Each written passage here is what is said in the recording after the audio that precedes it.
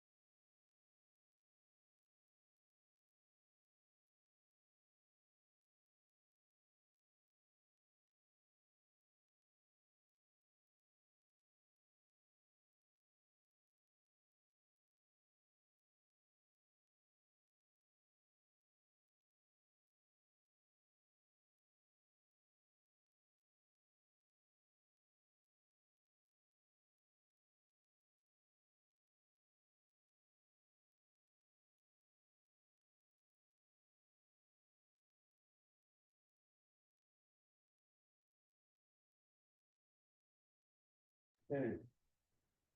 $75 an hour from me.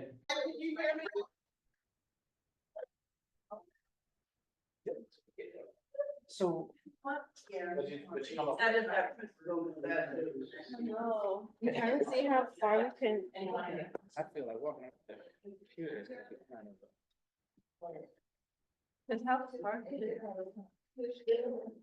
Not that. So what I do is for like our presentation, And you did that. yeah. Or can you get on? Okay. This is really sit next to me today. No. I thought we're talking about What's Richmond MAC? Yeah. Give me one for you. Huh? Let me get it started. I got my own, I have my own dressing room. So everybody can have a seat now, we are getting ready to start our meeting for this evening. And thank you and welcome for coming in this evening. The meeting is getting ready to start.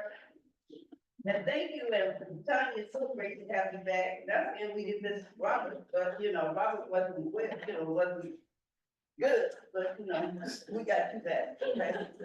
So again, good evening, everyone, to the North Richmond Municipal Advisory Council. And today's evening agenda, we have it before us, and we do have a forum. Can everybody hear me? They can hear me? Tony, can you hear us? Yeah. I can't, sorry. It's a little hard to hear. Okay, I'll try to yell. No. Okay, so, Now there's an echo. We tried to use it as a mic, but it's. okay, well, we all use our outdoor voices in the inside. Yes. So with that, today's agenda is Tuesday, March 4th, 2025.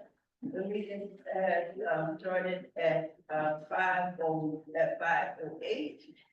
And before us, we do have a form, as I mentioned before. So with that, Madam Staff, could you call the roll? Yes. Councilmember Annie Meredith, Here.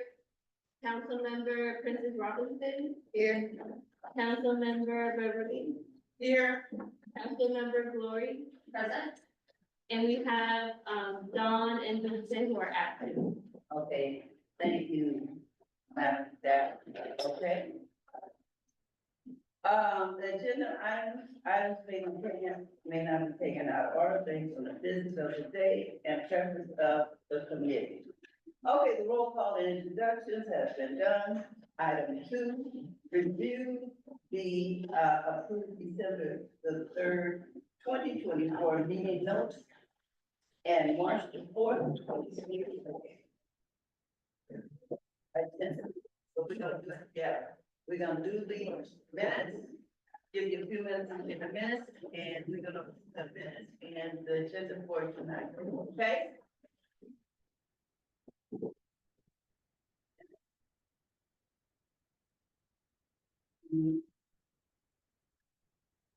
Okay, did everybody get a chance to review it? You read it? You read it? The minutes and the agenda as submitted. I second that motion. Okay. All in favor? Aye. Any opposed? Hearing none. Approval of the minutes and the approval of the agenda for tonight, March the 5th. March the 4th, I'm sorry, I'm ahead of myself, 2025. Okay, now, next item is the attachment for the public comment on any item under the jurisdiction of the committee and not on this agenda. The speakers, I hope everybody can hear me. The speakers may be limited to 2 minutes. 2 minutes, okay? No So we're listening to see, so at this point, is there anybody on Zoom before we turn it over to our audience? See any, madam? No, I don't see any on Zoom. Okay, thank you, ma'am. What, wait a minute, this is Cynthia, can you hear me? Yes, but For those that's gonna do public comment, could you please state your name for me? I would appreciate it, okay? well taken. Thank you. So is no one on Zoom? No hands raised. Okay, it was turning on into right here in front of me in the audience. Okay, any questions? Yes, ma'am. Yeah, Leticia, can you please go to the owl? Thank you, just so that they can use it. It's, and you were outside your voice, like you hollering for your children, okay? Yeah. Okay, all right, my name is Leticia Chavez, and I just have a comment about the smell on the air that it's been happening very often, like for the past 2 weeks, I mean, very often lately. And I've been calling, the Bay Area air quality. What I heard from them is the smell is coming from the dump field. And what they say is, they have no jurisdiction over that, and they will contact, Contra Costa Health Department or something.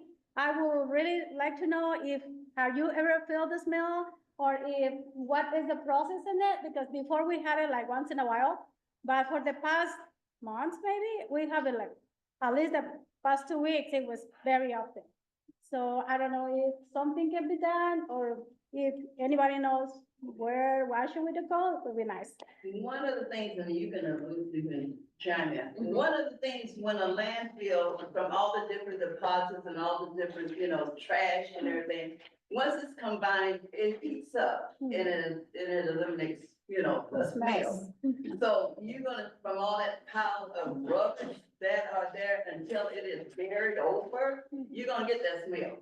You're gonna get it, you can't help it, you're gonna get it, because the emission into the air quality, you will smell it. It's nothing can be done about it, and I would like to know if it's that safety for us to smell it, because sometimes it feels like the throat gets irritated. I really would like to know, if that's safe, or if they can do something, or is there anything that can be done? I understand what is happening. What I see is this happening very often, and we have been complaining, and it's not just me. I see everywhere in the Ring app and, next door, social media, like everybody complaining about it. And that's what I hear, and I really would like to see if, I mean, something can be done. If the smell wasn't there like this bad before. Well, So, Do we know for sure where no, we studied it. That's where it's coming from. Yeah. It's coming from, yeah, it's coming from the usage of the landfill. And now, you know, how you can have something start to rot. yeah, And at first, you know, you say, "Ooh, you know, it's not that bad." But over time, it's it gets strong. worse and worse and worse. Yeah. So now we're at that time where it's getting worse and worse and worse. And that's at the landfill. The only thing that you can do is cover it over, you know, pile it, you know, at this point. But right now, it's emissioning off these smells, okay? All right, yeah. So it's the landfill. We could also Air follow quality. up with the agency to see if they're willing to do like an educational presentation. Right. Yeah, that would be nice. Thank you. Okay. And I see that Jose. Ma'am, Right. ma'am, Yeah. I would recommend you call this number. Our department is in charge of that right now, and we're investigating it. The number to call, a complaint is 925.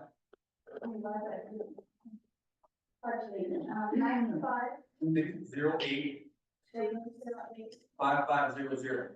And just let me know that the order coming from the dump, Richmond dump. Right. Okay, and this number can be shared with somebody I else. can share anybody you want. All right, thank It's a you. public number, Okay. Wait, and what is it? Who is it calling? of environmental health. Environmental. And Jose, could you state your full name and your occupation? They have the environmental health investigator too. Okay, Cynthia, did you get that? Yeah, well, no, she didn't get it. And what's the time frame on, like, what's the turnaround when complaints are handled? I would go travel time from Martinez to here, probably no less than 90 minutes. If you get into the complaint, once the complaint's in, the inspector gets it, you usually have to get in their car and drive out here. They're aware of it. Okay, this is Cynthia coming back. I would also like to say, and call your environmental justice organizations like Community for Better Environment and see what their take is on it. Yeah, the environment health investigator here. So. Right, we have Jose here. 925. Yeah. So he should be able to handle complaints. Okay, yes, Okay, I just have a question. So, you gotta speak up. okay, all right, so I thought that wasn't being used anymore, so it's still being used? Well, you know, all that rubbish is still there. The Okay. rubbish has been there, and what it's doing, it's starting to smell, you know, after, like I said, after so long, it heats up. You know, the rubbish from all the different type of trash and stuff, it heats up. And as it heats up, it's a chemical balance, and as it heats up, it emissions smell. So it's not being used right now, but it's like from years. Well, I don't know if they done it, yeah, the landfill, well, that's the public. Oh, God, that's you, wait a minute. Any, if I can make a suggestion, Yes, can we table this, maybe the next meeting? yes, Or I can have somebody from the health department come in and talk to y'all? that'd be wonderful, So, so, it's, you're giving like short bursts of information, okay, sorry. because we don't have the answers to it. Right, okay, so what we're gonna do, we're gonna table it, on the advice of our investigator here, and we're gonna move on. So save your questions, write them down, so at our next meeting, present them, okay? And we have it on the agenda. All right, thank you, Jose. Okay, next, Latifah, did you have anything else to say? No, ma'am. Okay, we'll reach. I'll turn it off. My dear director. Good evening, everybody. Want me over here, right? Okay. My name is Joey Smith. I am the newly elected director for East Bay Mud for Ward 1. And I've been involved with the community for quite a while. I was an employee there for 32 years and then came on as a director. We have a lot of work that goes on around here. Some folks probably didn't even realize we were active over here, but Miss Annie and I know each other pretty well, and I see a few other familiar faces around here. Just wanted to introduce myself to you, as well as to give you an open invitation. You will need to submit an RSVP, but I do have a meet and greet that's scheduled for next Wednesday. That's the 12th of March. And my co-staff person here, Ian Burrell, has her business cards. And if you are interested in attending the meet and greet, please speak with her. She'll give you the information. So how you can RSVP. Okay, Well, thank you. And thank you. Right, also, Ms. Brunel has been here and has given excellent presentation about wastewater, I mean, not wastewater, but our East Bay mud water, I'm wastewater, water. Okay, and thank you. I'd expect nothing less. I've known her for a while. Right, thank you. Okay, are there any others? One more? Yes, ma'am. And then I need to talk to you. Hi, my name is Janine Shahid. I'm the Community Engagement Manager for CHDC. Just a couple of announcements of things that are going here at the Senior Center. We have Zumba, that is new. Our second class will be tomorrow, every Wednesday from 9:30 to 10:30.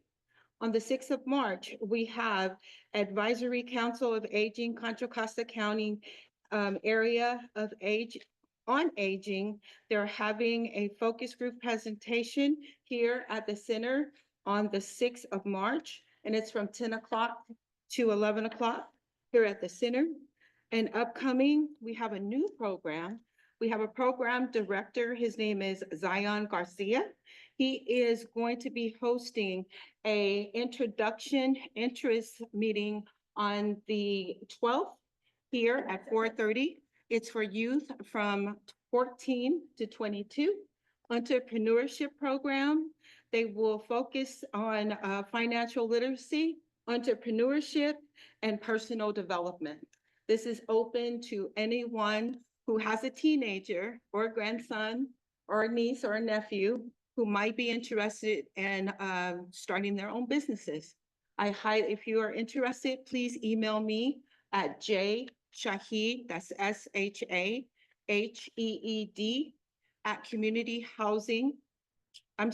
communitychdc.org, or give me a call at 510-255-9203. And then we have partnered with American Red Cross, and we will be hosting the first blood drive to battle against sickle cell disease. It will be on March the 20th, and it's from 9 to 3 p.m. If you're interested, again, give me a call, or you can go to redcross.org in order to register. But we really encourage everyone. There's a shortage of blood right now. We really need your support. Thank you so much. Date just mentioned for the blood drive. March the 20th. Yeah, 2 minutes, yeah. Well, it's public comments, and I did see our committees at the bottom of this agenda. Yeah, so right now it's a good Yeah, time. so this is the time to do it, because once we get into our presentation, we won't have time for that. This is Latifah, and then you. Pardon me. Okay, sorry. Good evening, my name is Latifah Abdullah, and I work at the North Richmond Farm, Urban Tales North Richmond Farm at 323 Brookside Drive. I wanted to mention a fellowship that we have that you can apply for right now. Let's see, it's a 7-month paid, internship. So if you're interested in sustainable and regenerative farming practices, we invite you to apply. Yes, so it'll be workshops and trainings, and you can get certification. And so applications are open right now. Let's see, they close on the 14th. The program runs from April 7th to November 14th. It's open to West Contra Costa adults, 18 years or older. And you can apply at urbantilth.org /employment. It's the first, there are a few positions there. So it's the first position that you'll see. Again, that's urbantilth.org /employment. Anyone else? Yes. I, oh, Hello, We have Tony next after him. is Tony Now now? we'll go after him. Oh, okay. Thank you. Good evening, and it's me, Pritesh Karki. I'm your new neighbor here. We just received the keys for the Davis Chapel from her, in fact, this afternoon. So we will be running Nepali Community Center there. You know, Nepal is a small country between India and China, and in the last 2 decades, we had a lot of immigrants around, mostly in the city of Richmond. And this will be the first Nepali community center in the Northern California. So it's a historic moment for us, and we are very excited to be in this neighborhood. And people will be coming from neighborhood, not only from the city of Richmond, I would say, you know, Contra Costa and Alameda County. Myself, I live in Castro Valley. I'm also in the county's advisory board and very excited to be in the neighborhood.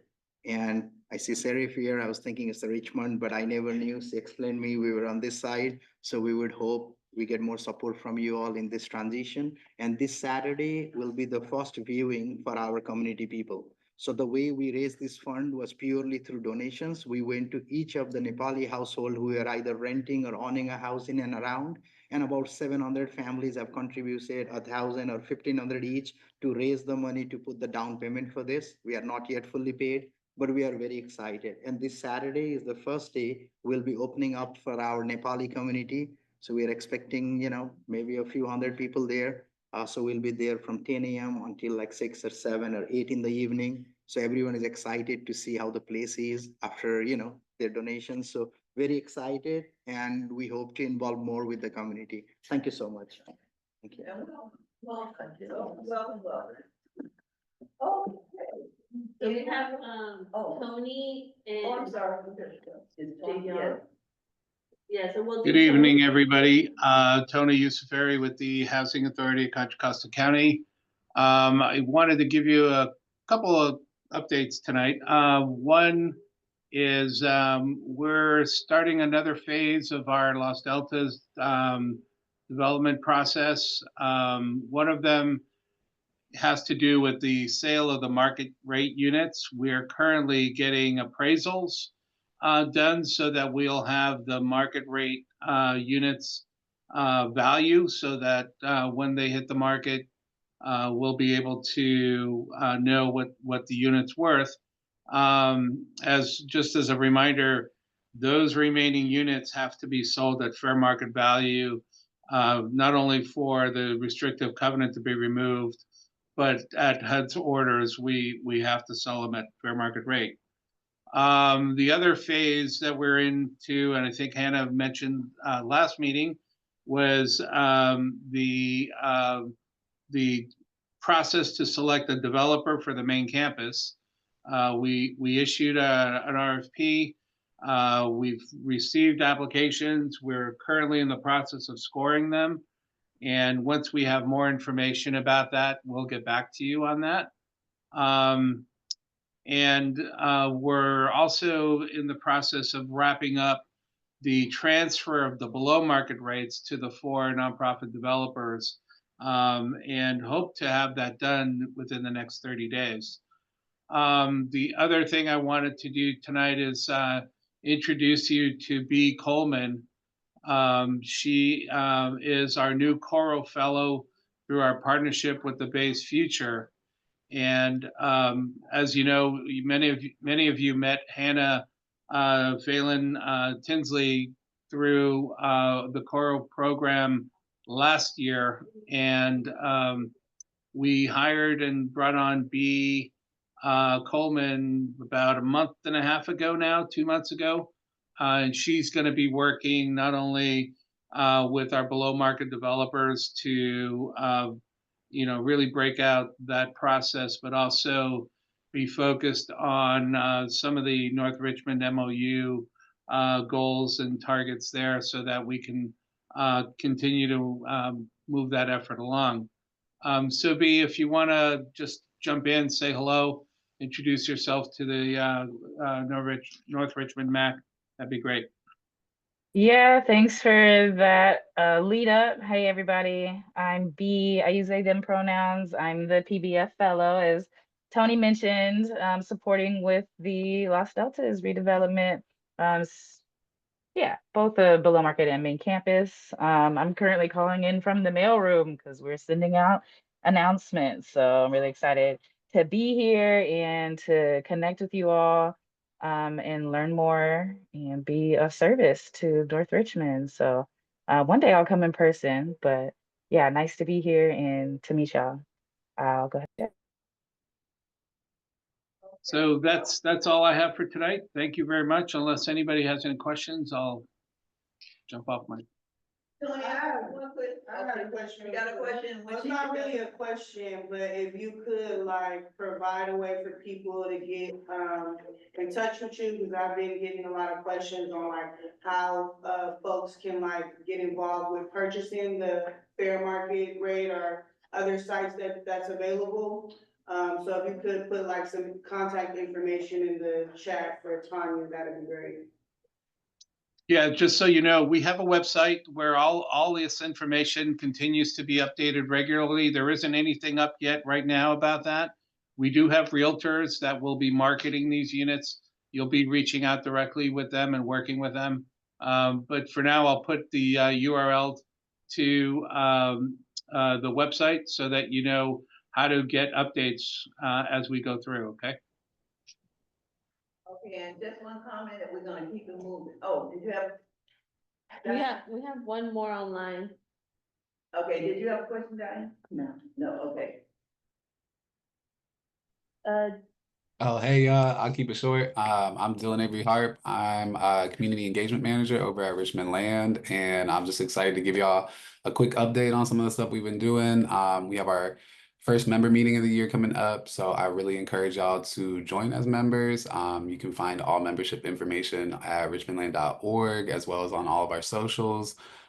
We are also going to be here next week I will be presenting our Richmond Land orientation just to kind of bring y'all into our work, introduce some of the things that we are excited to share with you guys, and hopefully bring y'all into our world. So that will be next month's MAC meeting. But with that said, it was great meeting you guys. Appreciate y'all. Okay, thank you. Anyone else before? Okay, you, after you, and then I'm the last one. Okay, go ahead. State your name. Speak loud. Hi, my name is Vanessa Bell, and I'm the property manager at the building 1265 York Street. And I'm sure some of you have noticed that it's gotten a little out of hand over there at that property. And so I just wanted to come here to explain like a little bit about what is going on. The owner actually abandoned the building. Like, I no longer get paid, but I'm still doing my job for the residents as well as I can. And so the owner abandoned the building. Like, he's not responsive to the residents for maintenance. He's not responsive to me.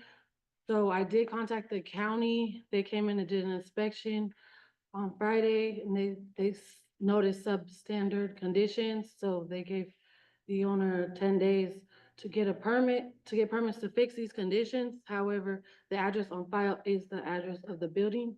So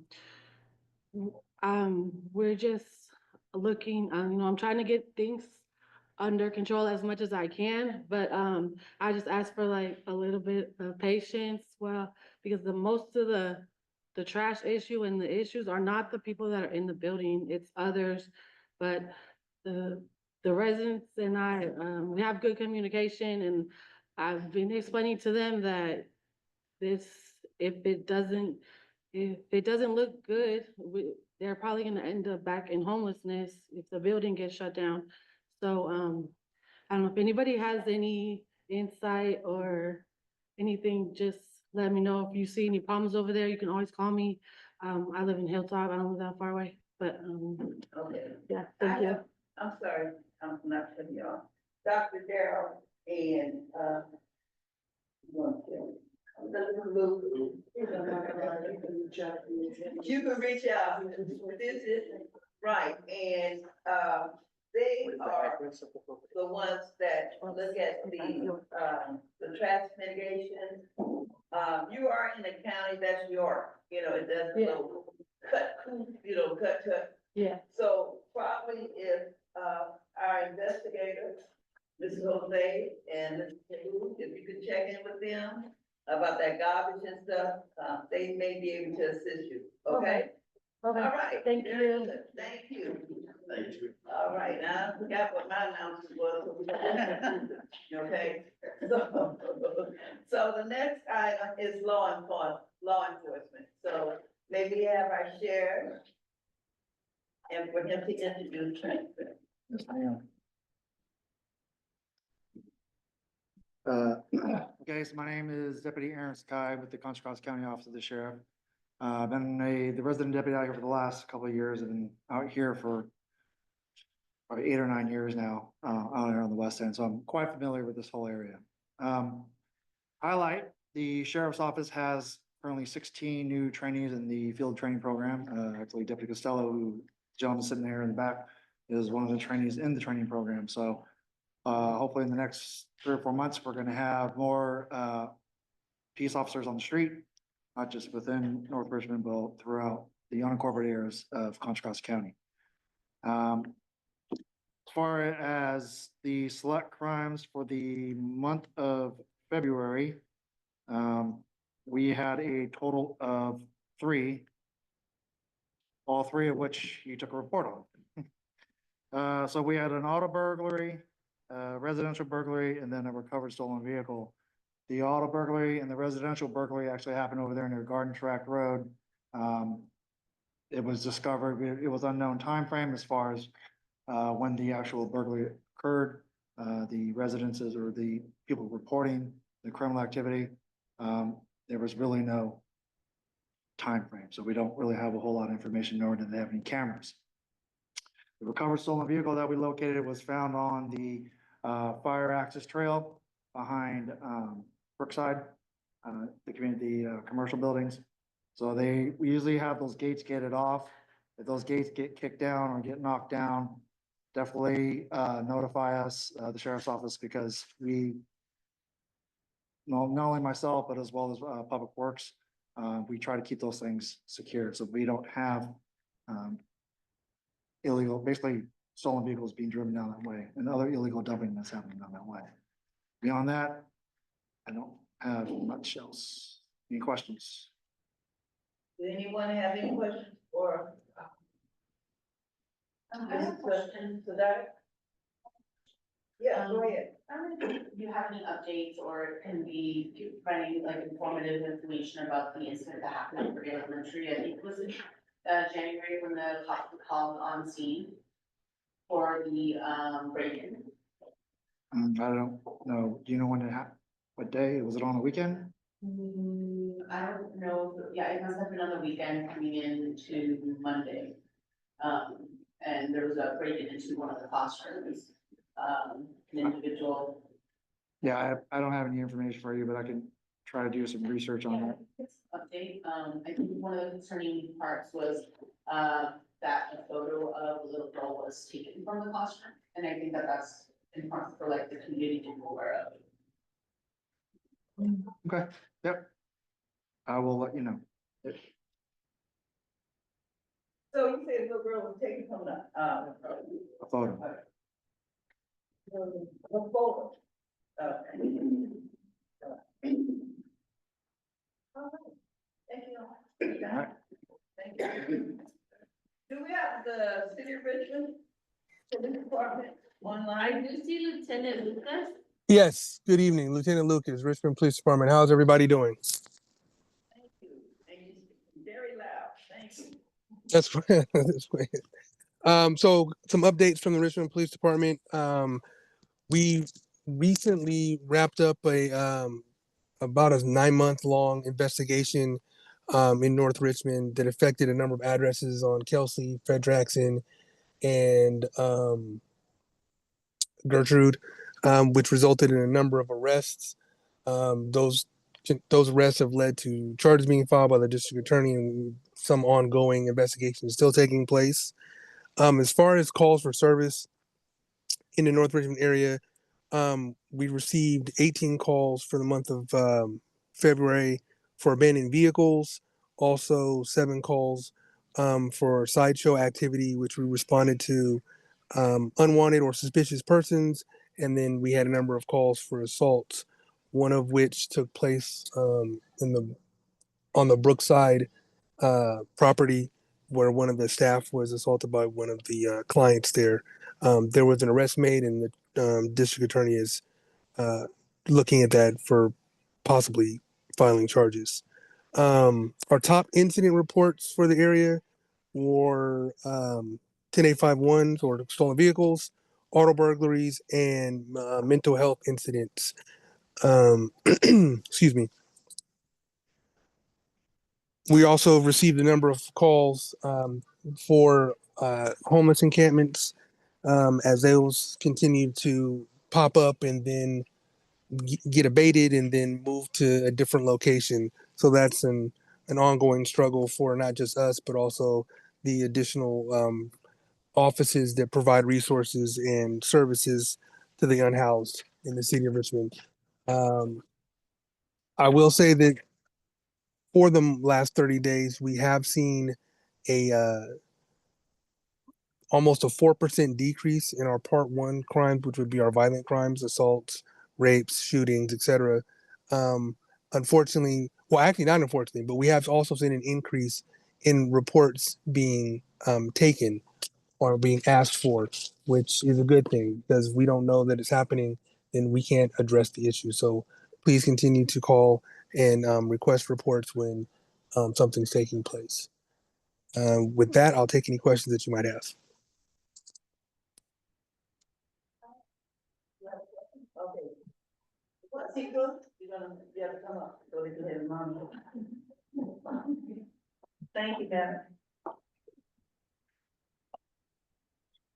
And then you got his told, or his told.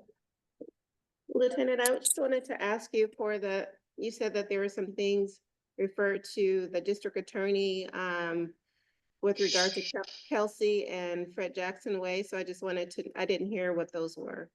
Yes. Well, I can't get into specifics, but there are a number of firearms charges, drug related for manufacturing, distribution, and sales charges as well for a number of individuals that were arrested on the search warrants that we served on those on houses on those locations. We are still getting calls too, I might add, in the Kelsey area related to those arrests. So like that's why I indicated that there's still an ongoing investigation because we're tying those arrests to other individuals as more evidence is being uncovered and we're receiving more information.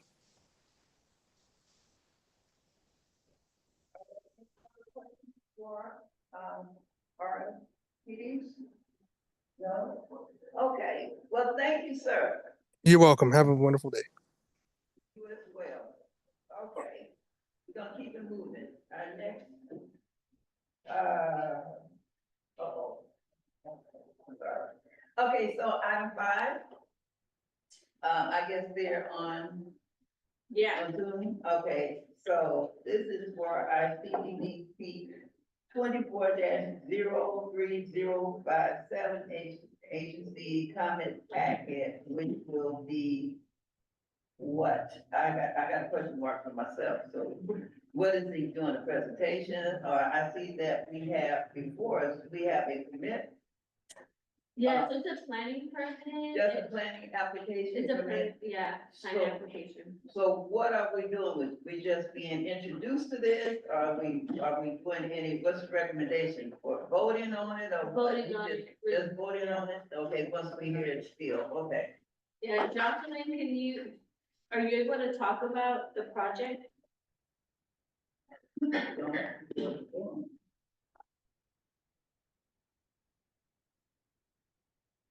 Hello? Jocelyn, I see that you're unmuted, but I don't see your mic moving. The icon isn't going up and down, which signifies that you're talking.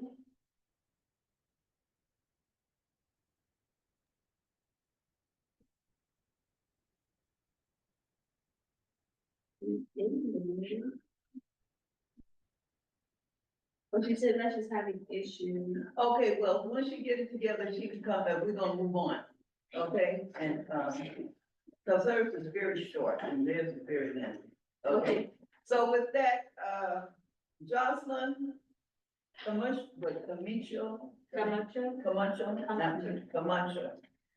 We'll get back to you, so we're gonna move on to the next item, item 6, and after their presentation, if you're still on, we'll hear your planning application summary, okay? And hope that you get things straightened out on your Zoom. Okay, with that, item 6, this is our North Richmond presentation of the Wildcat Creek 2024 beautification banners and North Richmond Green mitigation deed. And our presenters are, they will introduce themselves and we will get it on. Hi everyone. I'm Darryl Davis. I am the Director of Community Building and Engagement at CHDC. And the gentlemen here, they'll introduce themselves. So over the past year or so, we have been doing a lot of mitigation work, and it's been centered mainly around Wildcat Creek. We've been getting a lot of calls from the community, residents, and the school about what's happening there. So one of the things we wanted to bring to you guys' attention is the stuff that's going on there. And we don't want to just complain about what's happening. We also want to come up with some solutions, because we feel like that's the only way we can get anywhere. So to continue to complain about it and not have solutions that we think could fit would be the best way going forward. So, we have it, sorry, guys. So one thing we wanted to talk about is the history. That's perfect. Wildcat Creek. For a lot of people don't know, the creek was a source of survival for indigenous tribes back in the day. Community developed a flood control department after floods in the area between 1951 and 58. We know the history of North Richmond was developed during World War II, when segregation led to communities on the Wildcat Creek, San Pablo Plan. And this part, the North Richmond Model Cities Plan in 1971 featured Wildcat Creek and San Pablo Creeks as a recreational, educational, and economic assets for the community. And that's one of the issues that we're going to bring up, is that's not what it's happening as you come down from where it originated from. You can go to the next slide. From the Berkeley Hills coming down. So I'm gonna let this young man go ahead, lead it. Tell who you are. Hi, so my name is Colin Dennis. I'm the Community Services Coordinator for North Richmond. I address all illegal dumping that goes on around North Richmond and also the Creek area. So one of the things that we wanted to talk about is that, homelessness poses a significant risk and health to the creek. The lack of adequate sanitation facilities, the lack of help to get them the resources that they need, poses a lot of issues sometimes. So our group, North Richmond Green, we're always out there trying to get our group out there to facilitate getting these people the help that they need. Also, to address some of the dumping that happens out there on the creek. So if you look at the picture, go next slide. So if you look at the picture here, this was a cleanup that we did on June 25th. This was a pre-walk that myself and Jose, you want to introduce yourself real fast? I'm Jose with Contra Costa County Environmental Health Investigator, and my job is basically I'm a regulatory agency. So during this pre-walk, we just kind of got an idea of all the trash that was out there, the things that we had to address for the day. About a week before this, we had SOS, Safe Organized Spaces, and CORE go out and do outreach to individuals that were living out there on the creek, to let them know that we were coming to do a major cleanup. So we always make sure that we try to address the homelessness before we go doing any kind of cleanups, to make sure that these people are getting the help that they need. So as you can see from this picture here, trash basically dumped in the waterway, walkways. So this is from Rumwell all the way down to our side of mitigation of North Richmond. By the way, that's my bad side. Again, these are more pictures of the creek. This is our side here where the fish ladder is. You can see the tons of tires that was pulled out of the creek to, some of the trash that was in the waterway where, the fish ladder is. And the fish ladder is home of, used to be the home of trout. So this is basically what it is now. It's just dry, right? The creek is dry. The only time that you really see water is when it rains. So, increased waste and pollution. So, what happens with discarded waste, the lack of access to proper, waste disposal, human waste, sanitation facilities, are not out that way. Also chemical runoff, hazardous materials like, cleaning supplies can damage the waterways. So these are things that we're trying to address and trying to figure out, viable solutions to what we are seeing every day. This area is basically, a lot of people are scared to even go down the path that way anymore because of some of the stuff that they're seeing, and it's not clean. And we're trying to address those issues. Remember, it said to be recreational, and it's supposed to be where people can go, the school can take kids on trips. They can't go over there with the way it's looking. It's nothing for them to look at. And also keep in mind too, this is an area where a lot of stolen cars are happening, right? A lot of tires that, what's happening is because the townhouse don't have money, right? So what they do, they'll take the tires, they'll rinse from the vehicles, and they'll actually go sell them for $16 a piece. So that's a pretty lucrative business, right? So probably since I've been doing this since 2014, 15, we've had probably over 5,000 tires that were dumped in the creek. Just in that small, probably the size of maybe 2 football fields put together. And that's a lot of tires, right? And those tires are being used to burn. So whatever chemicals they got, they'll put them in there and they'll burn them, right? So you got bring up chemicals, you have the tires actually being used to burn to businesses or business or residential properties. So, some of the sources of contamination, is human waste, spreads disease like cholera and typhoid fever, chemical runoff, harmful algae blooms and kills fish, trash and debris clogs waterways, and it can also, damage the water. And even like for trash, for example, you have people that don't have garbage service, right? Or hauling companies, they'll come in and just dump amounts of garbage into the creek area.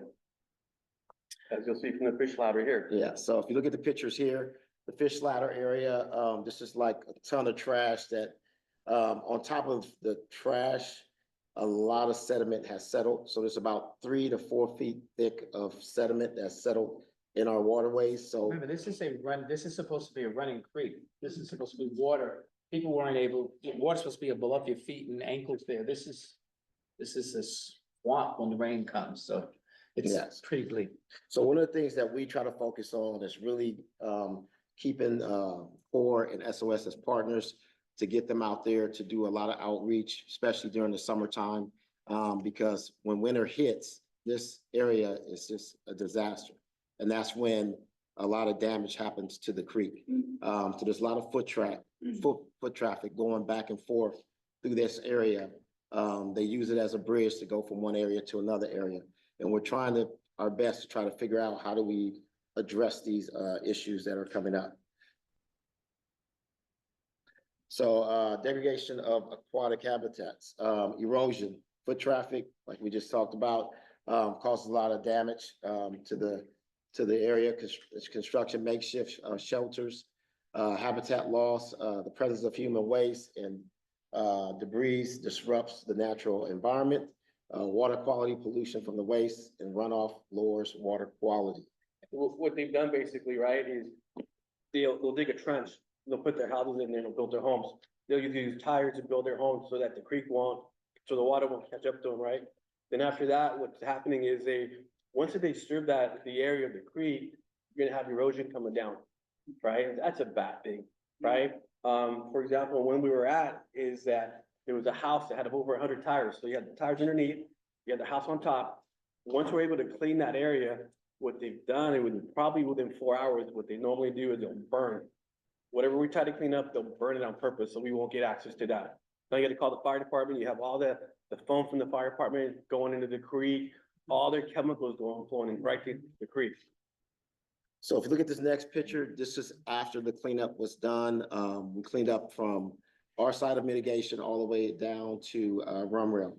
So this is what it looked like after, even though there's still a lot of work that needs to be done, but this is just us picking up all the garbage, trash, tires, and everything else that's in the creek.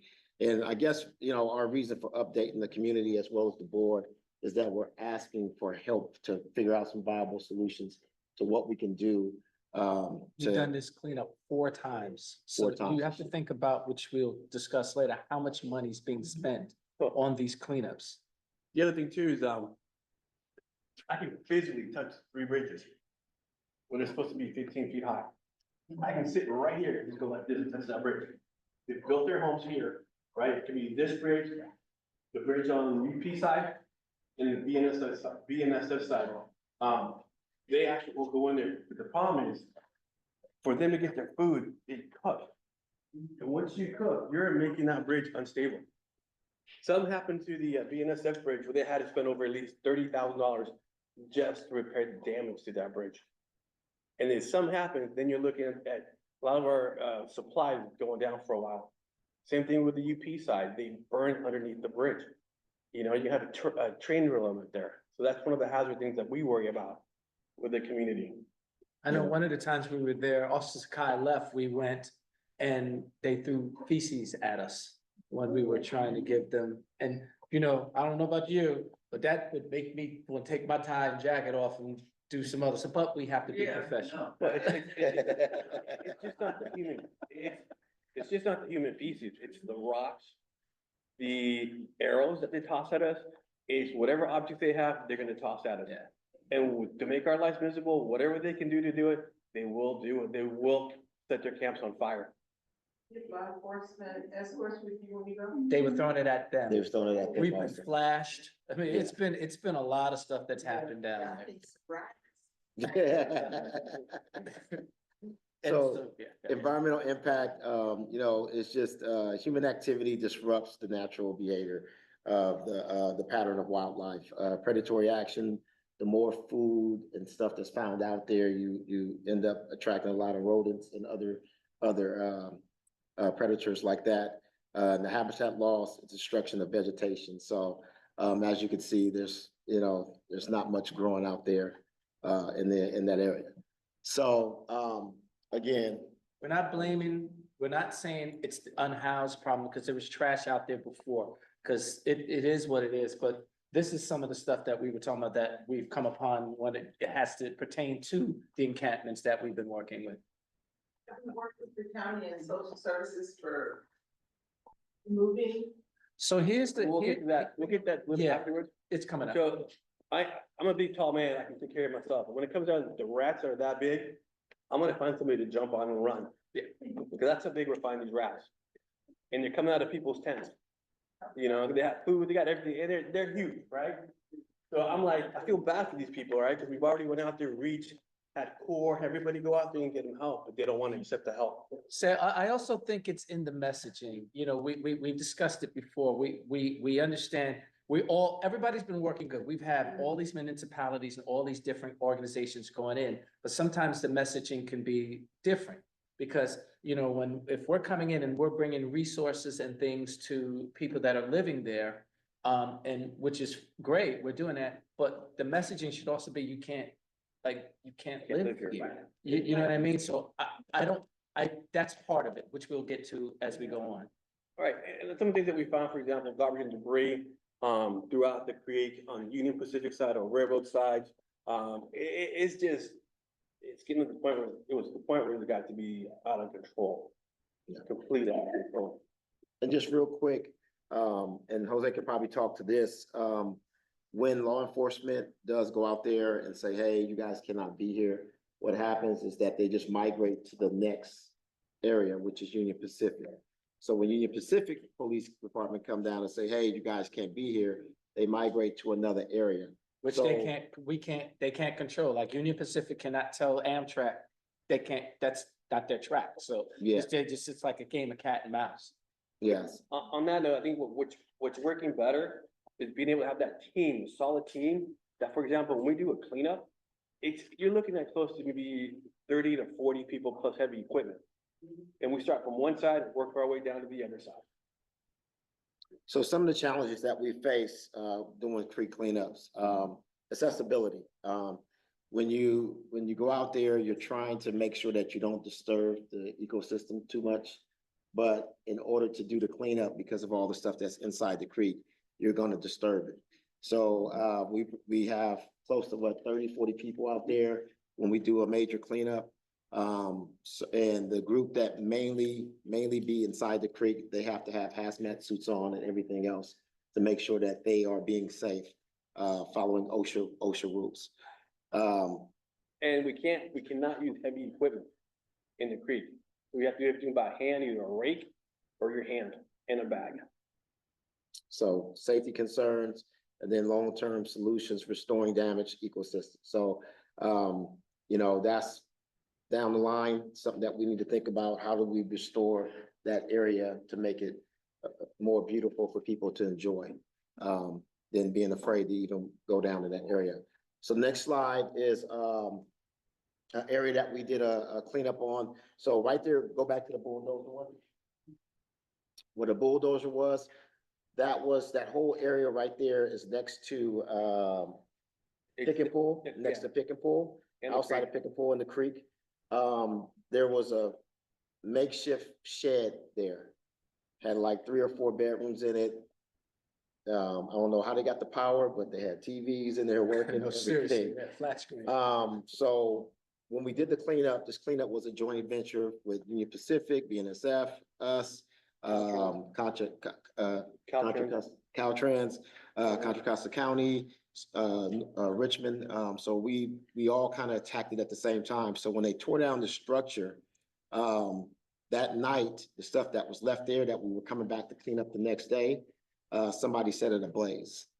So the fire department had to respond to that area because they've set the rest of the stuff that was there on fire. So from this wall to here, that's how big the structure was. Yeah. And some of these are it's very elaborate, I want to use. They have their kitchen, they have their water, they have their shower, they got their TV, they got couches, they got everything, So if you look at this slide here, this is just pictures of the group that was out there doing majority of the cleanup. They do a fantastic job for us. Like I said, you see them with the hazmat suits on because we, preach being safe out there. You see the tires piling up, and luckily we do have Pick and Pull as a partner because it would be very difficult for us to get to some of these areas. And since Pick and Pull kind of runs across the whole area, they allow us to use their property to go out and pick up stuff and actually use their bulldozer and stuff like that, excavator, to pick up a lot of the trash so we can dump it inside the trucks. So it kind of speeds up the process a little bit by having these partners. I did it. One of the biggest issues that we have is the tire fires, right? Because the chemicals leak out, they go into the creek, the fish eats them, whatever happens, and it's a big issue, right? And it's also a big problem because for a lot of people, it's their survival, right? You take the rims, $16 a rim, that's a pretty good deal, right? But they're also dangerous because the tire fires take forever to put out, right? Example of some tire fires, the theft of tires that are happening, they jump over to Pick and Pull, they actually would dig holes. You have the wall, they would dig holes underneath, go in the other side, take the tires and go. Or what they would do is they cut the wire on top and throw the tires over, right? Or they go to tire shops and they steal all these tires, right? Or tire haulers would come in and just dump all these tires at the location. So some of the effects of the tire fires is just air pollution, water contamination, because a lot of the fires are started right off the waterway, so it may leak into the waterway, and also soil degradation. Or near a fence. The way I got involved with a company called, hey, I need help. I've had 7 fires in the last 2 weeks near my facility. I need help. So these are some of the effects that can happen, respiratory problems, cardiovascular disease, and cancer from these burning tires. So It's not healthy even for the people that's setting them ablaze. It's not healthy for them. This next slide just shows you a slide of, this is what Contra Costa County Public Works have spent in the past 7 years. $718,000. Now, if the three of us were to say, hey, here's $7,000 or whatever, what are you gonna do with that money? You're gonna go on vacation, right? Have a great time, do whatever you wanna do, but we're actually spending this money homeless encampments. This is just on the county side. It's not even just the cabinets, it's just like cleaning. It's not like it's just on just the cleaning stuff. But you're also looking at the railroads, they're about almost both railroads, right? You're looking at PG&E, they're probably about $250,000 just for cleanups. So, yeah, part of the problem is lack of funding in this area. Yeah. We don't have it. Our public works is pulling money from a different pot to come out and help you guys out. So as we said before, some of the things, we brought to you a lot of information about what we've been seeing. So as we've been working with all the different groups and trying to come up with solutions, these are some of the solutions that we've been getting from just all the different groups, like established city and county ordinances, law enforcement of the ordinance. Like, yes, it's, if someone tells you that's private property and you can't go there, but you do it and then no one's stopping you from doing it, then there's no reason, there's nothing to stop you from doing it. Secondly, the camps, the creeks itself are dangerous because someone slips and falls, especially during this last rain. Janine called me when I was in Philadelphia to talk to me about the water from the creek had then crested and was then leaking into the school. So think about how much water had to be coming up from the creek to leak over the road, all through the parking lot to get into the school. So God forbid someone's out there and they're in that water, that's an issue. Also, it wasn't just the school, it was coming on because there was so much water, it was coming on to Verdant. Yeah. and so the other piece is, what we've been doing is this situation has been cyclical in the sense like we'll clean up and then 2 days later, they'll do their patrol and people are back there. And so it's just, so what we've been finding, there's no regular monitoring of it or not regular, I think in a sense, like it's just not consistent. If we clean and then they come back and monitor 3 weeks later, then 3 weeks of more, we can't control the people. All we deal with mitigation is the trash and the complaints from the people. That's our role. We're not the police. And I don't want to police. I don't want to tell somebody you can't live here. That's not my role. My role is to try to help them find housing. So that's the other thing. Also, support and outreach to aid people needing services. So we need to help keep funding CORE and SOS give them some more funding to allow this stuff to happen. So that's some of the stuff we've been dealing with. Any else? And what we find is that myself and Jose's been out in the creek several times. And we talked to some of the folks that are out there on the creek. And a lot of times, when we're asking, they're wanting to help, right? So I'll call CORE right there on the spot and say, hey, I need you guys to get out here ASAP. I got about 7 people out here that's seeking help. Now, the other issue we run into is that there have been some folks out there on the creek that are not from this country. So they're afraid to accept the help and, scared of being deported. Especially this new administration we're in now, especially now. Exactly. So that's the other issue we've been running into, is that what do we do with these folks? You know what I'm saying? So we don't have the authority to kind of do that. And that's where we're coming to you guys saying, hey, there's a big issue. We need to figure out how to get these people the help that they need, the resources that they need, and not just coming out there, giving them, sanitation packets or garbage bags to clean up their mess, but also what are we going to do with these folks? And how do we get the creek back to the way it is so that the kids and the families can go walk over there, because it's unsafe. It's an unsafe situation. So are there any questions? Gonna line them up. Well, as you know, this cannot be the responsibility of one. That's This is a multiple agency, from the PD, from CORE, to the community groups, to the health department, to public works. It takes a lot of people to do this. And by us doing this, this is actually going statewide. A lot of different agencies, counties are adopting our system because it's very helpful. Because we're North Richmond Green, but a lot of the groups that we work with work outside of North Richmond. So in order for a lot of these things to happen out there on the creek that we partner with, we have to create these partnerships so we can kind of collaborate and fix and do these cleanups that we're doing. These are all the people that have been involved in those cleanups. That's a lot of people. It's not, we can't do it alone. And we take all of when people call us and let us know about things, we try to be as quick to handle it as possible. But remember, this is a bureaucracy. We're here into a football field worth of places that we have to go to get answers, so. And the numbers that you've seen is basically from Contra Costa County, Public Works. So the numbers that you're seeing doesn't include what PG&E spent for their portion of the property that they own. It doesn't include Pick and Pull, railroads, the Union Pacific, BNSF. So they all are pitching in money to clean up when we do these cleanups, pitching in money to make sure that we keep this area clean. So we are asking for some kind of help to figure out some viable solutions. So she had a question, she had her hand.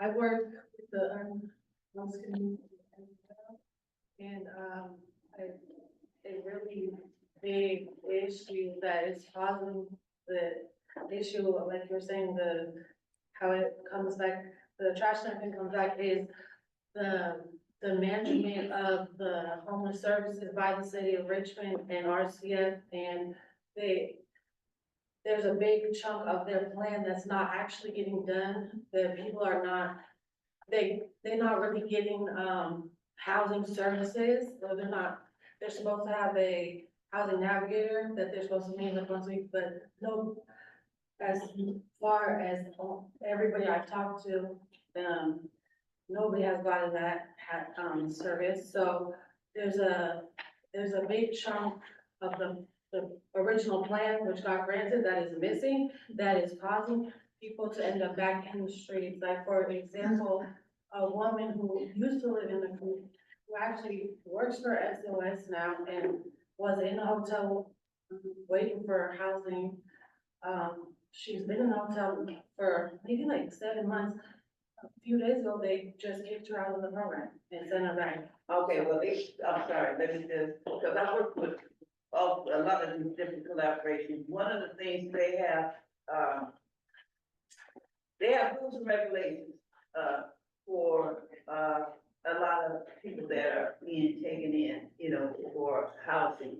And one of the things, if they don't abide by the rules, and they get chances, I mean, they get chances, because I've been on the, I've been sitting down, to give people chances and tell them, well, we're gonna be lenient this time, but try not to do it again, and, they'll spin off for a few months and up again, so, you keep going and going and going, trying to help them, but it seems like if they can't abide, there's other people, if you can't act right, there's other people that, want an opportunity, for that. So, there's two sides to that, the story, it's probably been 7 months, but somehow, it's kind of fell off and then do what, was supposed to be doing. Okay, so, that happened. So we have. Did you want to finish up? Yeah. Oh, she was finished. Oh, you was finished already? Yeah, that's why I just jumped in with that. So, yeah. Hello, I'm Ian Terrell, Community Affairs with East Bay Mud. I have 3 questions. One was about how many individuals or families are unfortunately out there unhoused.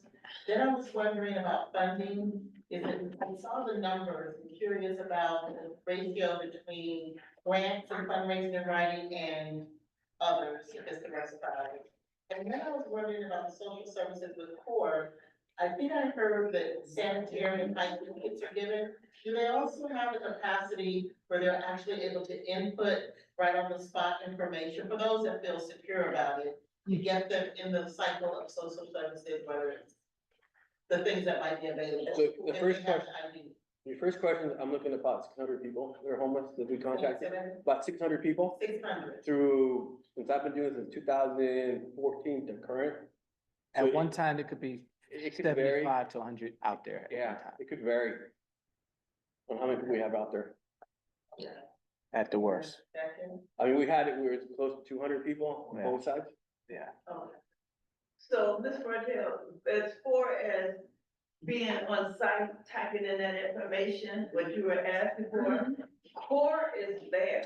Core is there. Now, I don't know if they have their laptops with them to do whatever, but they have the wherewithal to send them to wherever they need to go to get them established. Yeah. But core is the collaborative partner that's supposed to be on the ground working with them. And they're out there. Okay, so, yeah, so I just want to clear that core is, okay? So this is how it works with CORE. You dial the 211 number, you look for you punch in the number that goes for homeless, and you make a report. So all they need is a person's name, if they have a phone number, and then where they kind of reside at. So I normally say, hey, this is the person's name, they have a phone, this is their phone number, and they're, say, right off Market and First, right? And then they'll send somebody over, they might have several calls that day, and then that person will be put on the list, maybe 5th or 6th, and they'll come and check that person out, during their process of what they do. They need a phone number though? If you don't have a phone number, you can just tell them, hey, the person's normally at this address at a home, or are they on this street from First to Market, whatever. So you can give them the about place where they look at, and they'll come and try to see if they can find it. And in defense of them, they're out there. They're doing what they can. Yeah, and I wasn't saying you were, like, they're out there doing it. And then the piece about funding, we all have a piece of the North Richmond Mitigation Fund, which we all have some. And then occasionally in my role, I try to get this extra money wherever I can to try to help with, kits for the homeless or things like that. So we do that part, but it's just about, the money's there. It's just about the maintenance of it, just being on a regular schedule of, hate the word security, just people coming out there and just checking in a least amount of time than it's been taking.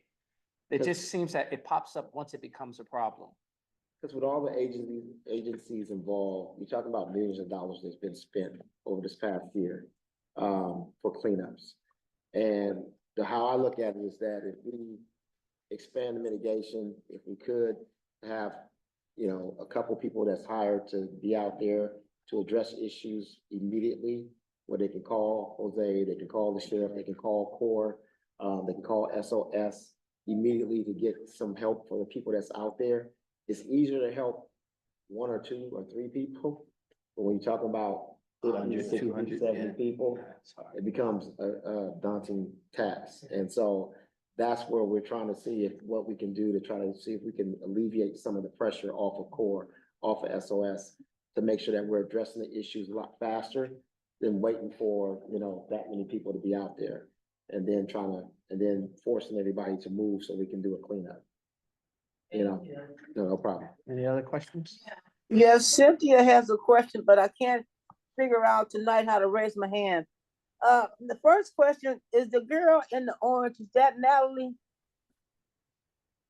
The one that spoke earlier in the orange shirt? Is that Natalie? No. Okay, good. Okay, so I just wanna say that we appreciate everything you're doing. And the lady that asked about the social services aspect of this, most people refuse social service. Most people do not want to get involved with the system. But I just want to let this group know, Kalu and Dennis, everybody, that the watershed, we're working on a project also along that path. We meet every Saturday of the month. We've been meeting for about 4 months now. And something similar to what you guys are doing. We're not doing the cleanup, but we have a vision. We have a vision. We're working along the fish ladder, and we have a vision for restoring the watershed, improving access points, and we have a community benefit plan to enhance the quality of life for the residents living near the project, especially around the fish ladder. So I'll just let you guys know that we're working with you guys, and whether you're aware of it or not, and you're welcome to come join us.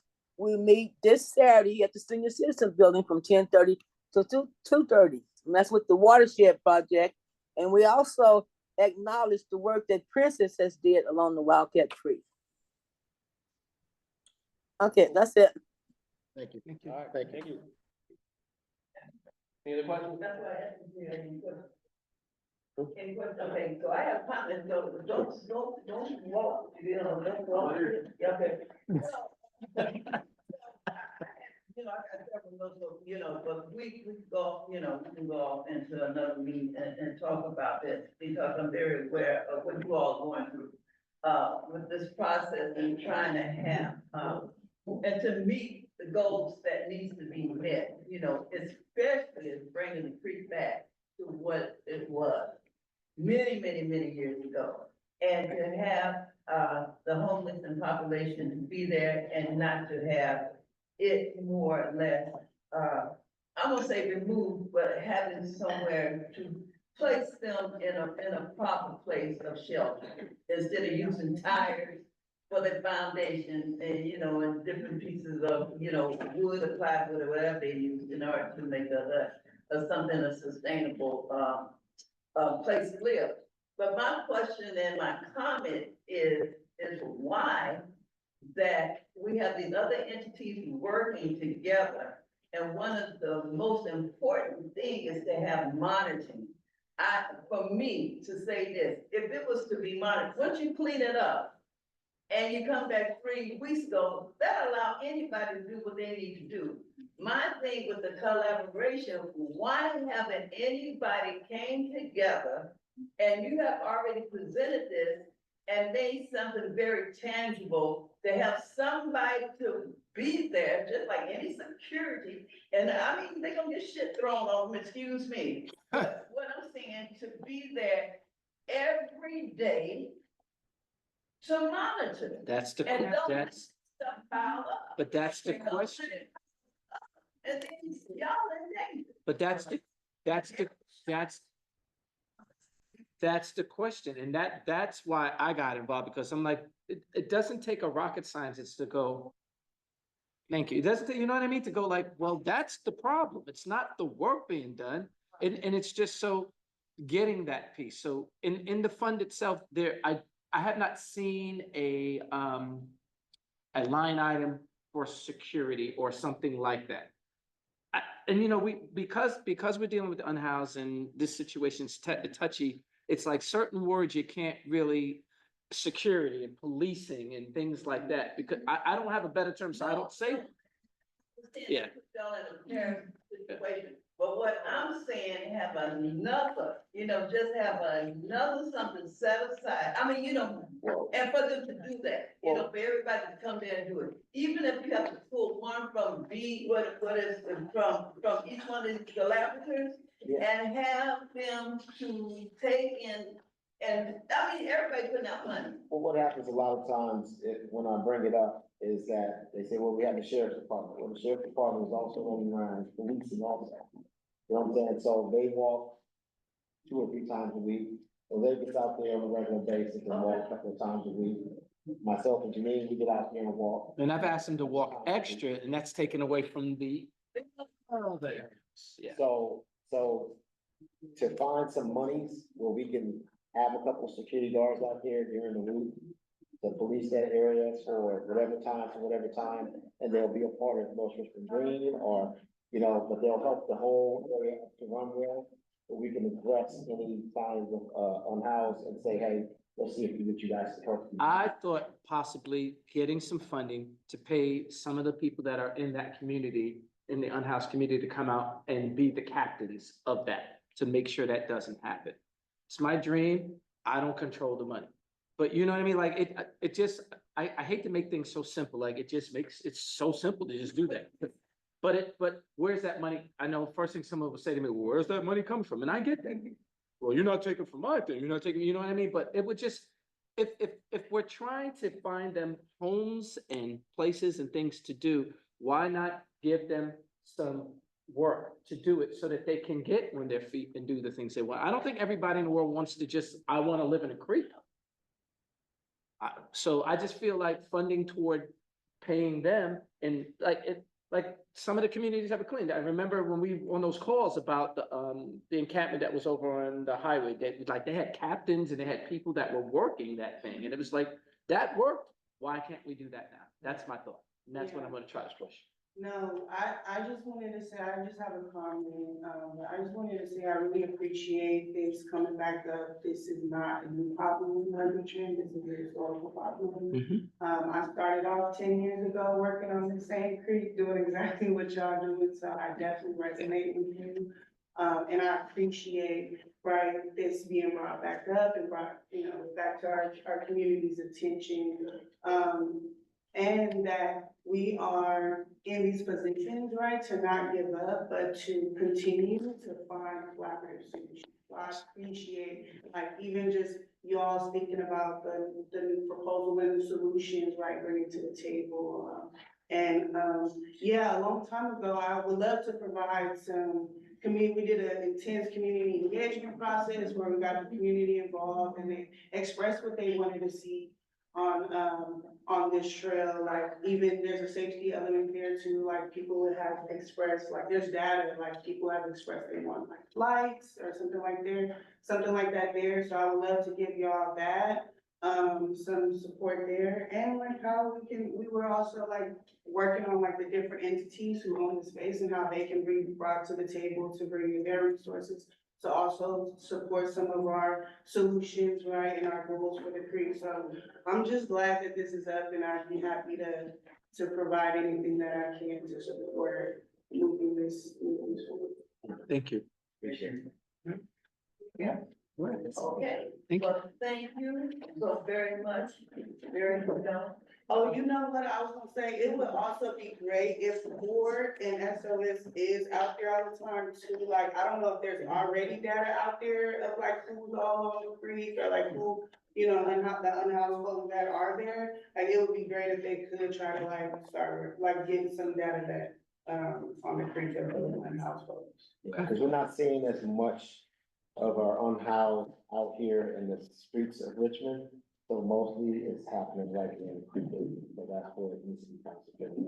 I think once Capitol had got closed, most people who did not accept the help from Vanessa went to the creek area. Yeah.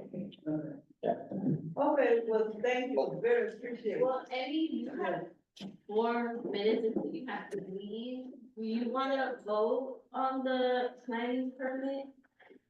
Yeah. Jocelyn said that she's I was gonna pass it on to oh. And basically what Jocelyn wants to do, she just wants to build a house on a vacant property. Right now it's just vacant. Okay. I can just share like a 2-minute summary of it. Okay, well, just hold on. Well, thank you. Okay. Very much for your participation, and I'll try to be available, will be available, and whatever I can do, just let us know, okay? All right, and thank you, appreciate it. Yeah, you had a comment? Okay, and then Jocelyn, I can get, Our head of security, D'Angelo, had offered to help, so he still, go ahead and reach out to him if he can be a part of helping in that area. And then also, I understood that the park district, I don't know like what part they have with the creek. Yeah, so, and I thought that Supervisor Julia said that they were doing something, the park district was doing something, so just make sure that, looks like you have a great collaborative effort, but maybe there are still some pockets and silos. So I don't know, but D'Angelo and then the park district, are you all working with the park district already? No, they partner. Okay, all right, because I think they have some. Mostly they, the people that I met, they only take care of the trail. Okay. That's 6 inches on one side, 6 inches on the other. Okay. Side of the trail going out that way. Okay. That's all they focus on. Okay. So mostly County County, public works. I see, okay. But D'Angelo has been a great resource to us and he offered to help with the trail, with the creek, so I think I sent his email over, so he's still open to help. All right, thank you, gentlemen. Okay, so Jocelyn, she's ready. Yeah. Okay, Jocelyn, can you guys hear me? Yeah. Yes. Okay, so hello everyone. My name is Jocelyn Camacho. I am the owner of 56 Willard Ave.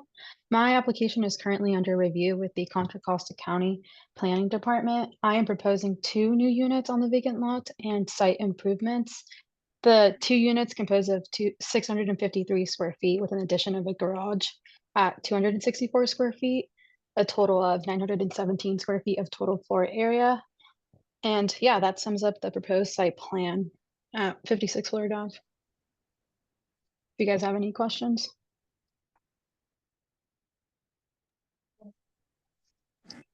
Can you give us the address of this site?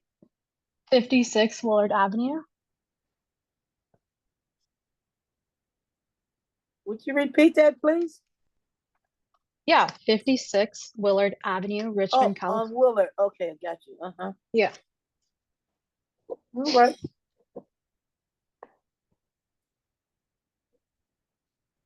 Thank you. Mm-hmm. This goes to the county for the permit, yeah. I'm not opposed to somebody building my house.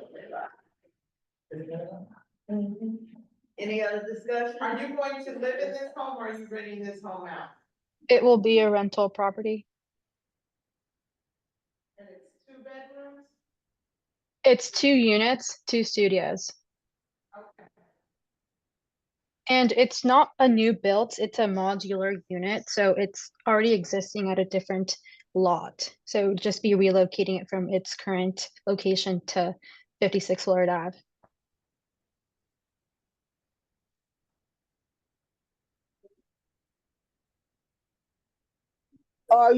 Is the building currently in the neighborhood or was it moving from?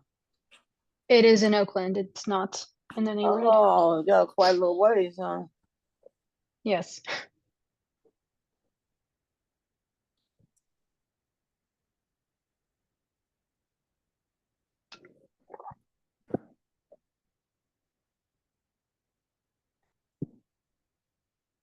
Okay, so with that, just vote on it. Okay, Jocelyn, one more, because we have to vote on it. We had, discussion, any other discussion? Gloria? None, here, none. Beverly? None. Okay, how about you? Any discussion? You do? Okay. So with that, it sounds like it's unanimous for, just to move forward. So, let's make a motion. Somebody make a motion. I move that the board supports or approves the permit for the building the residential structure on vacant lot. Okay, may I hear a second? I second that. Okay, a second. Okay, all in favor? Aye. Any opposed? Any abstentions? Hearing none? Okay, Justin, you can move forward. Thank you. Thank you. Okay, well, with that, seems like we've heard all the announcements, and I just thought about what my announcement was, and briefly. So at the end of this month, I think it's, oh, you have something? Is somebody- We have one more presentation by. Oh, we have one. Sorry about that, we have one more presentation. Oh, you. Okay, I'm sorry about that. Okay. I thought a quick one after him. Okay, yeah. And I'll be, if I have to get up, our vice chair second, then command is gonna be. She gonna take over, if I have to see you leave, and if it goes over, a few minutes. Yeah. So, okay, so I've been charged with kind of finding out some numbers for the North Richmond Green mitigation fee potential beautification program for 2025. So we've been talking about doing another banner program. So the banner program that was done some years ago was about 14 to 15 years ago. These are some of the banners that were hanging, at that time. So, next one. So, this was kind of the cost 14 years ago, for different size banners. It was, $7,600 for, 36 by 72, and for 30 by 94, it was $8,300 for the banners. Those banners were not very. Very durable. Exactly. There was a lot of complaints. I guess the banners have blew off the poles, in a short period of time. So I don't know how long did they last? Maybe.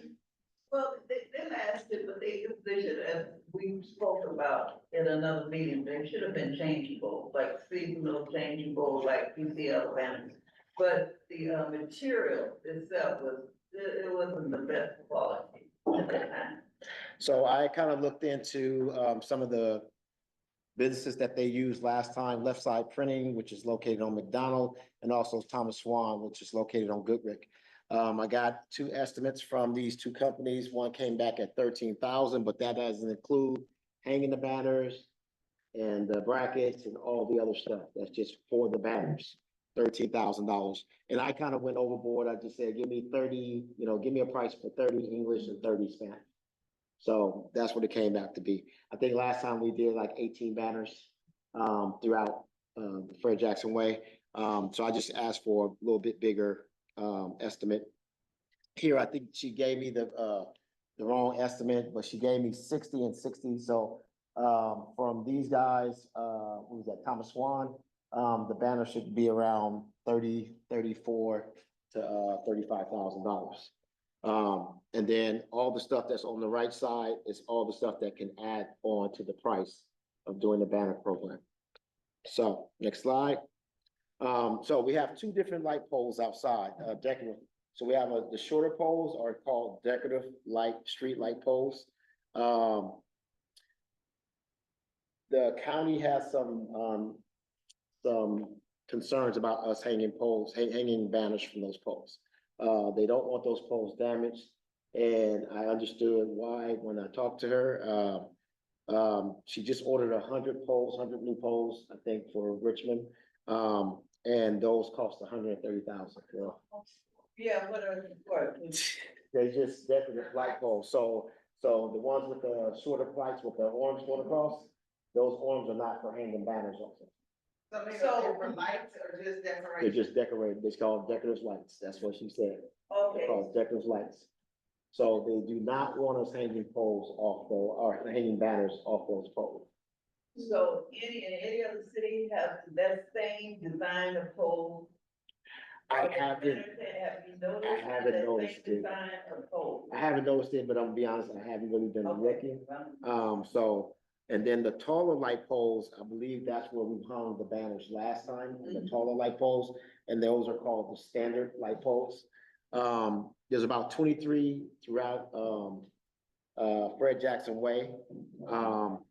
Some are blocked by trees, but, and some of them have brackets on them. So we would have to kind of look at those 23 poles and figure out, what kind of, if we do decide to do the banner program, how do we want to incorporate, and what do we want the banners to say? What kind of beautification pictures we want on them? We want to shout out the history of North Richmond. Do we want to, or just want pictures? Right. So we have to figure that piece out. I know I partnered with Tanya. She's gonna help me come up with like a mock banner so I can send it back to one of the companies and get the price of what it would cost for one banner, and then we can kind of figure out from there. Is this informative or are you looking? Informative. This is informative. This is informative. So the next thing where we need the community help at is just, as we're trying to put this together, it will be voted on in May. We just need concepts. What would the community like to see? Would you like to see nature shots, community pride, shouting out the history of North Richmond, colorful banners, what kind of artwork that you would like to see? So those are things that you can contact me about. And I just came up with a bunch of different concepts. Go to the next one, just different things, shouting out the history of North Richmond, some of the nonprofits that are in North Richmond, things like that. So we can figure that out as we go. The next one, which will be the last, if you have any ideas that you want to bring to me, my name is Kyle Dennis. I'm a community building and engagement for Community Housing Development Corporation. I also do North Richmond mitigation. You can contact me at my email, kdennis@communityhdc.org or at 510-221-2595. And lastly, I want to bring to the board's attention, I think Daryl forgot. I think he handed it out to you guys. We're asking to do a mural at here in the garden area on the back wall. So we wanted to bring it to the board's attention. The mural will be, we got an artist, and I think you guys got the paperwork about the artist, the background on the artist. And also some of the projects that he's worked on with kids and stuff like that. And just the last page is a sketch of what he's gonna kind of design for the back wall. So we're just asking for you guys, just wanted to inform you guys and see what we needed to do to get that approved for 515 Silver. So could you, before I jump out of here, could you, email us so we can see the color? Are we allowed to get information outside of the meeting time? Oh, he's already sent it. Black and white, I'm in black, I don't know if it's it's not in black, well, I'm thinking it's already signed in that part of the.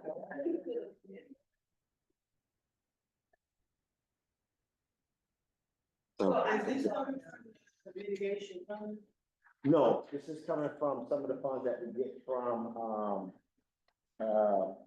Chevron. They helped us get the funds for the garden, and we talked about doing a mural. It would be Mother Moore and also Corinne Sane, and just kind of doing a mural in the back, drawing it out, letting the kids come and stuff like that. So, Hi. Yeah. So a question about the banner. yes. Did you work with in the past, someone to help do the outreach, help do the engagement, the designer, things like that, or was all that done internally? No, I heard, talking to the city of Richmond and talking to the county, that some of the designs were made by people internally within the city of Richmond, that work for the city of Richmond. So I wasn't involved 14 years ago, with that project, but I did talk with the people that was involved with the project. And, so they just kind of given me the ins and outs of how long the banners may last, that kind of stuff. So. In terms of choosing the design, you gotta talk to the community about what they would like to see. Is that all done internally, or is there an opportunity to partner with them? They can call, that's why I gave my information. They can call me and just say, hey, we want to see this, or we want to see that. And then once we present it in front of the board in May, that stuff will probably come up. Yeah. I have a few other questions. I'll ask you about that later. Okay, no problem. No problem. Thank you. That is it. Presentation part of the board package? Yeah. In the interest of being great, can we stop and try to email us? I suggest that we all now packages online because they're killing trees. Yeah. Okay. Unless someone print it, I would not, unless I get a professional. If we're all emailing, just email and say, we'll not. Cause in the past, when I don't print it, I get. Well, this is the board, and we all electronically savvy, and we all get listed up here on the table, print out the word and pages we want. That's just my recommendation and suggestion. Y'all recess, can continue to kill trees. So I'm just gonna, should I speak when we do the community and the community groups? I'm always really confused about when I should just do the North Richmond. Do it now. Okay, okay. And then. Yeah, I'll just make this really quick. I'm Jessica. I'm with the North Richmond Mobile Tool Library. And this is just a service that provides free tools to anybody that's a resident of North Richmond or a nonprofit that does projects in North Richmond. So we have over 300 tools in our inventory, and if anybody is wanting us to table at a event in March to talk about our service, or doing a cleanup in March somewhere in North Richmond and has need of tools, just let me know. Tanya, do you mind putting that in the chat, my phone number? Yeah. And my number is 510-672-3877. Tanya's gonna put that in the chat. Just feel free to give me a call if you have any need of the service. So, thank you. Any questions? Okay. Latifa, are you gonna present, or did you already present, or? If there's, are we going in order? I'm sorry, are we going in order? There is no order, this is open forum for any public agency reports or any. Right, okay, I thought we used to have the agency. Well, so just for quick, so is the intent for the community groups to speak 2 minutes during the public? Yeah. Oh, we changed it this year? So we didn't know about it this week, so it's okay to speak now. Okay. Let's say going forward. Okay. Plans to give all your reports during the 2 minutes. At the beginning, okay. But all around the agenda to get speak. Oh, okay. Thank you. I appreciate that. I think that's a. So, my name is Latifa Abdullah. I'm with the North Richmond Farm, Community Engagement Manager. Want to introduce Yeah, yourself? sure. I'm Cheryl Lopez, Watershed Programs at Urban South Community Engagement Manager as well. Yeah, so a couple of things I wanted to mention. So you all came out so beautifully for Dr. King Day at the farm, and I just wanted to thank you. It was so great to see the community come out, all the faces. So we have babies to seniors. I saw some people from the senior center, Denise, Daryl, DJ for us. It was beautiful. It was well attended, so I want to thank you for that. I mentioned at the beginning of the meeting that we have the fellowship. The fellowship is open. You can apply at urbantilt.com, urbantilt.org/employment. Lots of events. You can also see the events for March on the website, urbantilt.org/events. You want to share anything? Yeah, for sure. We're mainly focused at the moment on getting ready for Earth Day, April 19th. We're working alongside Kalu and everyone else at North Richmond, holding a Wildcat Creek cleanup alongside the Watershed Project, and then holding the festivities over at Shields Reed. Are we going to be at Shields Reed or is it Lucky's this time? We're going to meet at Lucky A's. We're supposed to do the cleanup at Wildcat Creek and then heading over to Shields Reed. Okay, and then I think the very last thing, so every year we do a fruit tree giveaway. And so the one at the school is gonna be on the 15th. So we'll be at Verde, March 15th. And that's gonna be from 10 a.m. to 12 p.m. And so we'll, we're serving North Richmond residents for the most part, so that's the priority, yeah. Do they still come with the directions to build a whole thing that you think you might need? Say that again. I've got trees once before, and I said, are they coming with the instructions on how to plant? Oh. Oh, they're gonna come with all this. But you know what? You know what? We actually have a team now that can come and plant for you if you need it. Awesome. We have the Orchard for All team. And, so they can come and plant it for you. And they also, like, if you have an overflow of, like if you have a lemon tree and you have an overflow, they can come and harvest it for you and then put it in a free farm stand. So any type of fruit tree, you have an overflow, they can come out and help you. Is there anything else? No, that'll be it. All right, thank you. Thank you. Oh. Oh, yeah. Are there any other announcements? So, anybody have anything else to say in person, online? No. Then that concludes the meeting, consider the meeting adjourned. Thank you everyone for your time.